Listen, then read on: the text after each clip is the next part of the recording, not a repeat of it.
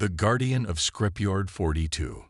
Maya Chen floated through the cluttered corridors of orbital Scrapyard 42, her magnetic boots clicking softly against the metal floor with each measured step. The stunning blue-green sphere of Earth filled the viewport beside her, and she paused to admire the view, as she had done countless times during her 8 years as caretaker. Still beautiful, she whispered to herself, her breath briefly fogging the reinforced glass. Scrapyard 42 stretched for kilometers in every direction, a vast collection of humanity's discarded space history. Decommissioned military vessels, abandoned scientific platforms, and fragments of early colony ships formed a complex orbital maze that only Maya truly understood. Where others saw worthless junk, she recognized engineering marvels and untold possibilities. Her daily inspection route took her past the imposing silhouette of the EDF Indomitable, once Earth's flagship destroyer, now stripped of its weapons and engines according to official records. Its hull still bore scars from the lunar rebellion of 2189, a conflict that had divided humanity before the greater challenges of space colonization finally united them. Maya ran her gloved hand along the cold metal, feeling the dents and fractures beneath her fingertips. "Morning, old friend," she said to the empty vessel, a habit she'd developed during years of solitude. Her communication device chimed with an incoming transmission from Earth Control. The holographic display projected the face of Director Kai Santos, her primary contact and one of the few people who knew her real mission. "Annual inspection is scheduled for next week," he said, his expression unusually tense. "Any issues I should know about?" Maya shook her head. "Everything's nominal. Just the usual radiation spikes near Section 31. I've adjusted the shielding." Kai nodded, but his eyes darted away from the camera momentarily. "There's something else. We're detecting unusual energy signatures near Jupiter's orbit. Probably nothing, but stay alert." After the transmission ended, Maya felt a familiar tension settle between her shoulders. Space was vast and mostly empty, but unusual energy signatures could mean many things, none of them reassuring.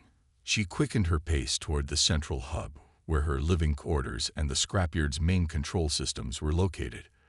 The room was modest but comfortable, with hydroponically grown plants adding splashes of green to the utilitarian gray, and photos of her family back on Earth decorating the walls. Her cat, Schrödinger, greeted her with lazy indifference from his perch atop a shelf of physical books, rare luxuries in space. Maya activated the long-range sensor array, equipment far more sophisticated than what a simple scrapyard caretaker should possess. That was her real job, though only a handful of people knew it. Scrapyard 42 wasn't just storage for space debris. It was a disguised outpost watching for threats while appearing harmless. The sensor data appeared normal at first, but as she expanded the range and applied specialized filters, she spotted them. Multiple objects moving in formation, their energy signatures unlike any registered human vessel. They were still beyond Mars, but moving with purpose. Her heart raced as she initiated the secure communication channel to Earth Defense Command. "Possible first contact situation," she reported, keeping her voice steady despite the adrenaline flooding her system. "Multiple objects approaching from Jupiter's orbit. Non-human origin confirmed." The response was immediate. "Confirmed. We see them too. Maintain position and continue observation. Do not engage any systems beyond standard operations." For 3 days, Maya watched as the objects moved closer. Earth's defense fleet mobilized quietly, positioning vessels to intercept if necessary. Scientists and diplomats prepared for potential first contact, optimistic despite the military's caution. Then, without warning, the objects accelerated to velocities the human ships couldn't match. Alarms blared throughout the scrapyard, as Maya's sensors detected weapons powering up on the approaching vessels. The communication channel with Earth Defense Command erupted with urgent transmissions. "They're targeting Mars Defense Station. No response to communication attempts. All units assumed defensive positions." Maya watched in horror as bright flashes appeared near Mars. The defense station there, home to over 2,000 people, vanished from her sensor readings. "This is not a first contact," Commander Santos' voice came through clearly. "This is an invasion. All personnel to battle stations." As Earth's military vessels rushed to defend the planet, Maya noticed something strange. None of the alien ships, the Krelthak, as they were now being called based on intercepted communications, were targeting the scrapyards. Their scans passed over the orbital facilities as if they were insignificant. Maya smiled grimly. This was exactly what Scrapyard 42 had been designed for.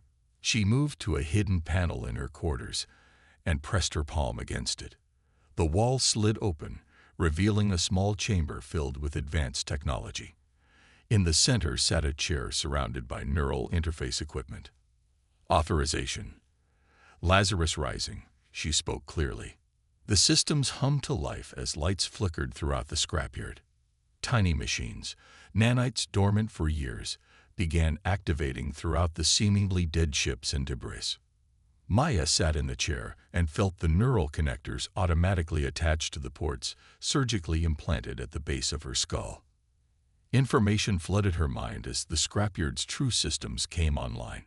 She could sense every piece of metal, every circuit, every weapon hidden within the junk outside.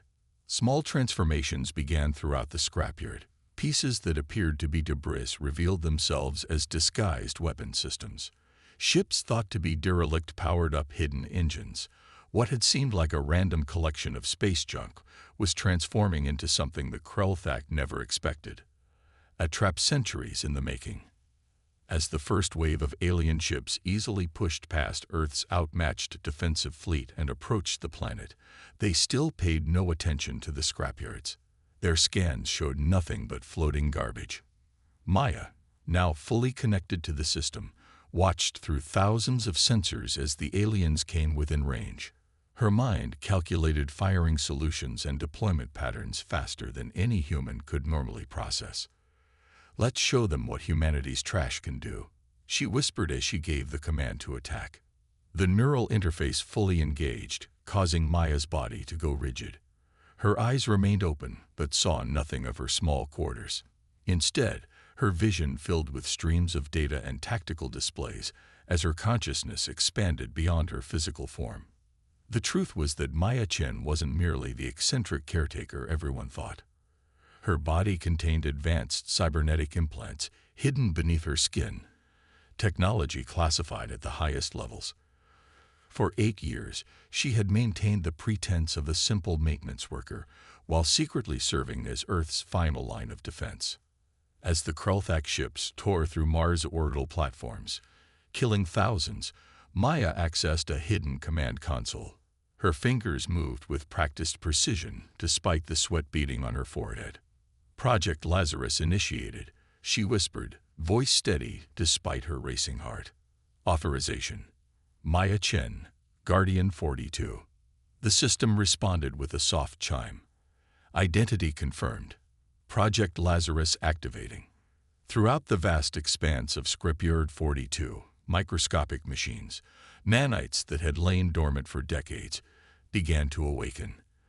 They were technological marvels, each smaller than a human cell, but programmed with complex instructions.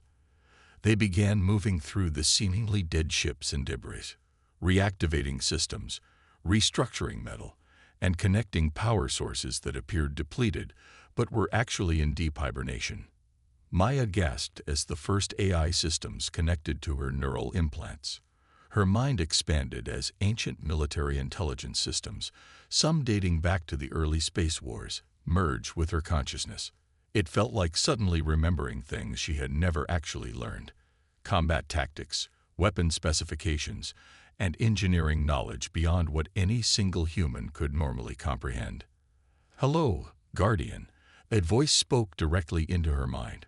It belonged to HFY, the primary artificial intelligence of Project Lazarus. "It has been 42 years since full activation. Threat assessment required." Through Maya's eyes, HFY analyzed the Krelthak ships. Data from Earth's failing defense fleet streamed into her consciousness, weapon specifications, shield frequencies, movement patterns. Everything humanity knew about the invaders became part of her understanding. "They're unlike anything we've encountered," Maya fought back. "Their technology is far beyond our current capabilities." "Perhaps beyond current capabilities," Araya responded, "but Project Lazarus was designed to evolve beyond what was known." Across the scrapyard, the transformation accelerated. What appeared to be a destroyed cruiser's hull began sealing its fractures. Weapons platforms disguised as communication satellites oriented toward the incoming fleet. Ancient fusion warheads, officially decommissioned but secretly preserved, were upgraded with targeting systems designed to penetrate the Krellthak shields. Maya felt a sharp pain as more systems connected to her neural implants. Her body temperature rose dangerously as her implants worked beyond standard parameters. "Warning: biological host experiencing stress," Araya noted, implementing cooling protocols. The pain subsided as nanites in Maya's bloodstream worked to regulate her body temperature and release stress-mitigating compounds. Through the scrapyard's external cameras, Maya watched Earth's conventional defenses fail. The proud ships of Earth Space Command, the best technology publicly available, were being destroyed with frightening ease. Emergency broadcasts filled communication channels as cities prepared for orbital bombardment. "We need more time," Maya communicated to Araya. "The transformation isn't complete." Initiating diversionary tactics, Araya responded.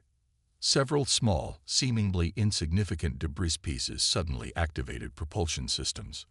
They moved toward the Krellthak fleet at high speed, appearing on alien sensors as failed counterattacks. The Krellthak easily destroyed them, but the explosions released specialized nanites that attached to the alien hulls, gathering data and beginning to interfere with their scanning systems. Meanwhile, deeper in the scrapyard, the largest transformations were taking place. What had once been the EDF Indomitable, the decommissioned destroyer Maya had greeted each morning for 8 years, now hummed with power as its systems reactivated. Its broken hull sealed itself as weapon ports opened. Inside, command centers lit up, controlled not by a human crew, but by distributed AI systems all linked to Maya's consciousness. "I can feel them all," Maya whispered in awe. "Every ship, every weapon, every system." "That is your purpose, Guardian," Araya explained. "Project Lazarus requires human intuition paired with machine efficiency. The ships become extensions of yourself." Through her expanded consciousness, Maya sensed Earth's military leaders in panic. They had no knowledge of Project Lazarus. It existed outside official channels, a contingency so secret that even most high-ranking officials believed it was merely theoretical. Maya opened a secure channel to Earth Defense Command. When General Zhao's face appeared on the screen, the shock was evident. "This is Guardian 42, Maya said, her voice strangely calm despite the chaos. "Request you hold remaining forces in defensive positions around Earth. Do not engage the Krellthak directly." "Who authorized this? What are you?" the general began. "Project Lazarus is active," Maya interrupted. The scrapyard was never just storage, it was preparation. As understanding dawned on the general's face, Maya felt the final connections complete throughout the scrapyard. Ships that had appeared dead for decades now pulsed with energy. Weapons platforms disguised as debris oriented toward the approaching enemy. "We'll need 15 more minutes to complete transformation," Maya informed the general. "Then we'll show the Krellthak what humanity has been hiding all this time." As the general nodded grimly and cut the communication, Maya turned her full attention to the fleet taking shape around her. Through the eyes of 1,000 sensors, she watched as the Krellthak ships approached Earth, completely unaware that the orbital junkyard they had dismissed was about to become their worst nightmare. Rising from the ashes. On the bridge of the Krellthak command ship, High Commander Zextrol folded his 4 arms across his armored chest. His iridescent scales reflected the blue glow from tactical displays, showing Earth's defensive fleet breaking apart under Krellthak fire. Pathetic, he said to his second-in-command. These humans build such beautiful worlds only to defend them with children's toys. The Krellthak had studied Earth for years before attacking. They knew humans were divided into nations, their military forces scattered and uncoordinated. The planet was rich in resources and would make an excellent colony once the native population was reduced to a manageable number. The last defense group is retreating to lunar orbit, reported the sensor officer. Our path to the planet is clear. Zextrol nodded. Begin approach for orbital bombardment. Target their largest population centers first. The massive Krellthak fleet moved forward in perfect formation. 300 warships, each carrying enough firepower to level a city. They had already destroyed Mars' defenses without losing a single vessel. Earth would fall even more easily. High Commander, the sensor officer suddenly called out, voice tense. I'm detecting unusual energy readings from the orbital debris fields. Zextrol turned, irritated by the interruption. Specify.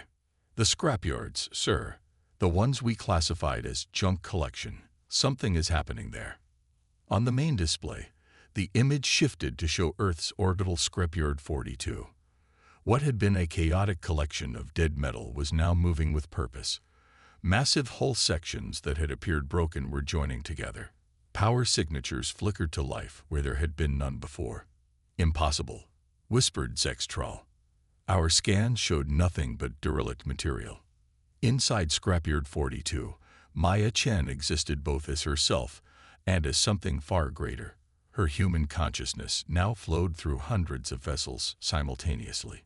She could feel every weapon powering up, every engine igniting, every shield generator coming online. The pain of the neural connection had faded, replaced by a strange sense of expansion. She was still Maya, but she was also ARIA, and dozens of other military AIs awakened from their long slumber. She was the ships themselves, from the smallest drone to the massive dreadnoughts assembled from what had appeared to be broken pieces. All systems at 89% and rising. ARIA reported directly into her consciousness. Vorax's fleet has noticed our activation. Maya fought back. Good. Let them watch. Let them worry. Throughout the scrapyard, the transformation accelerated. What appeared to be an old supply freighter split open, revealing a carrier bay filled with fighter craft that had been hidden inside for decades. Ancient satellites shed their outer casings, exposing weapon systems powered by technology the public thought was still theoretical. Most impressive was the resurrection of humanity's secret weapons. For over a century, Earth had collected pieces of alien technology from crashed scout ships and early encounters. These technologies had been studied, reverse-engineered, and integrated into weapons deemed too dangerous for regular use. These weapons now awakened within the Scrapyard fleet. On the Krellthak command ship, High Commander Zextrol's confidence turned to concern as his sensor officers reported the growing threat. The largest assemblies are showing power readings that exceed our own battle cruisers.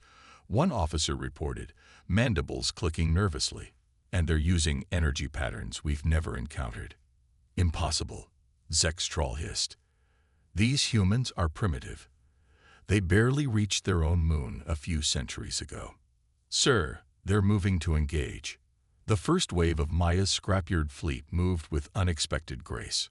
Small, agile craft that had once been maintenance drones swarmed toward the Krellthak scout ships.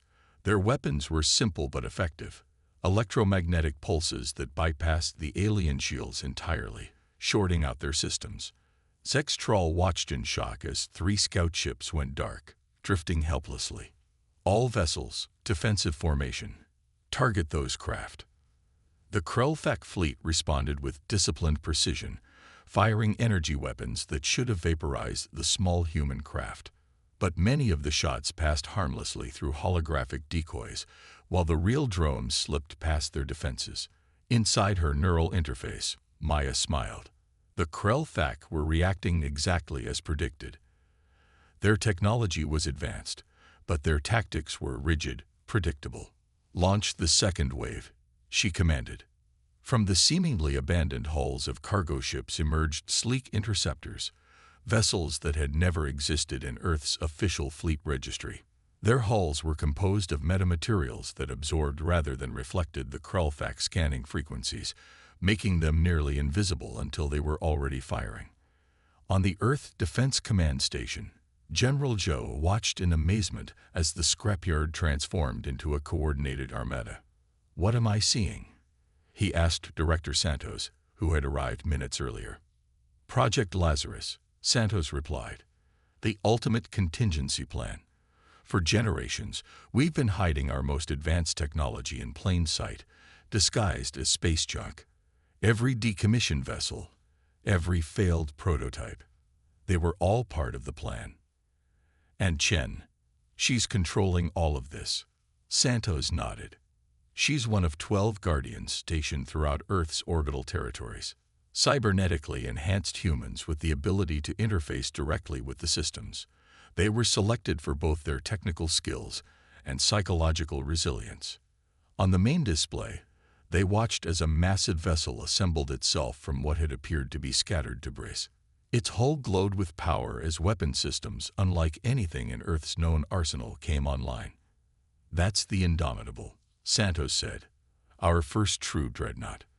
Its existence has been kept secret for 40 years. In space, the battle intensified. The Krellfac, realizing the threat, had diverted most of their fleet toward Scrapyard 42. Energy weapons lashed out, destroying some of the smaller human vessels, but the larger ships now had their shields fully operational, shields based partly on recovered Krellfac technology. Maya felt each destroyed drone as a small shock to her system, but she remained focused on the larger strategy.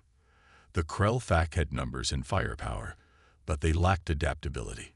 "Aria, activate the Chimera protocol," she commanded. Throughout the battlefield, disabled Krellfac scout ships suddenly reactivated, but now they were under human control. The nanites that had been deployed earlier had infiltrated their systems, giving Maya partial access to their weaponry. High Commander Zextral stared in disbelief as his own vessels turned against him, firing on their allies. "How is this possible?" he demanded. "Purge all systems. Shut down the compromised vessels." "We can't, sir," his technology officer responded, frantically working at his console. "They've introduced some kind of self-replicating code into our network. It's spreading faster than we can isolate it." Maya directed the captured scout ships on suicide runs against the larger Krellfac vessels, targeting their engine sections. Meanwhile, the rebuilt Indomitable moved into position, its main weapon, a gravitational distortion cannon, powering up for the first time in decades. "Target their command ship," Maya instructed Aria. "Let's cut off the head."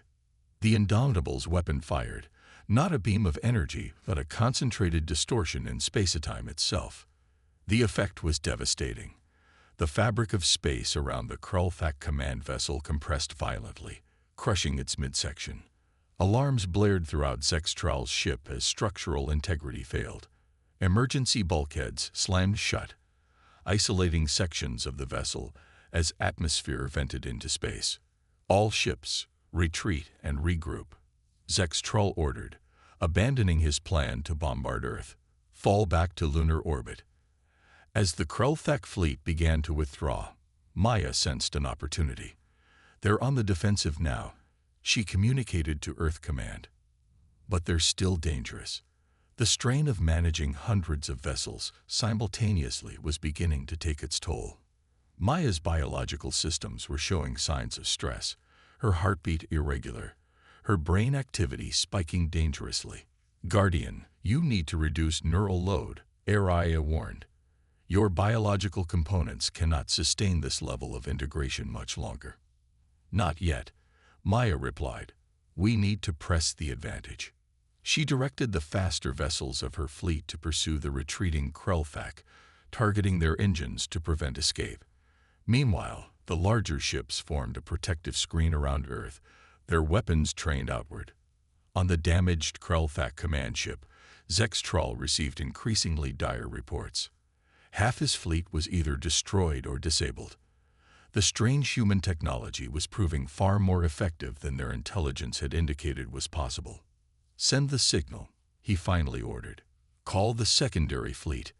His communications officer hesitated. "Sir, that would mean admitting defeat to the High Command." Zextrol's scales darkened with anger. "This is not defeat.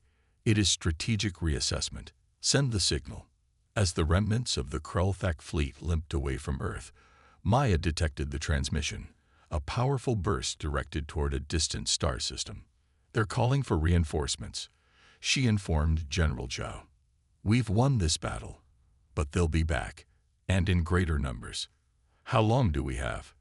the general asked. Maya calculated the distance and likely response time. Based on their communication technology, 3 months at minimum. 6 months more likely. "Then we have time to prepare," Zhao replied.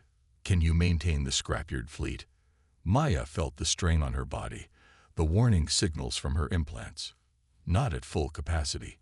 I need to reduce integration or risk permanent damage. But the ships will remain operational at reduced capability." "Understood.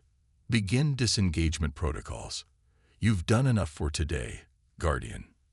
As Maya slowly withdrew from the neural interface, control of individual vessels transferring to conventional systems and crews that were already being shuttled up from Earth, she took one last look at the fleet she had helped create. The Scrapyard was no longer a junkyard. It was humanity's shield, built from the very things the Krelthak had dismissed as worthless.